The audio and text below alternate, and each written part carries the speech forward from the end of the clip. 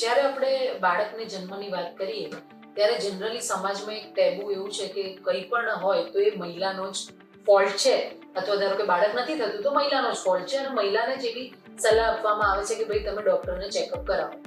તો એ જાણવું હતું કે શું પુરુષનું પણ ચેકઅપ થવું જોઈએ, એને પણ આમાં અવેરનેસ આપવી જોઈએ સમાજે, સોસાયટીએ, ફેમિલીએ, એમાં તમારું શું કહેવું છે?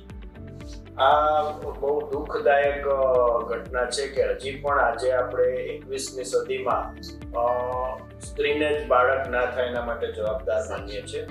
લગભગ 50%, અડધો ફાળો પુરુષનો હોય છે કે બાળક ના થતું હોય તો શુક્રાણુની ખામી, એમાં એની સંખ્યા છે, ગતિ છે, એની રચના છે, આ બધામાં પણ એટલી જ ખામી જોવા મળે છે.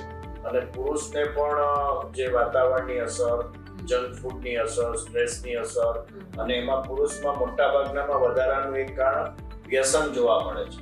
વ્યસન એટલે આપણે જાણીએ છીએ તમાકુ છે, આલ્કોહોલ છે, સિગરેટ સ્મોકિંગ છે, અને બીજી ડ્રગ્સ ને બધું. તો એ બધાને કારણે શુક્રાણુની ક્વોલિટી ઉપર ખૂબ જ અસર થતી હોય છે.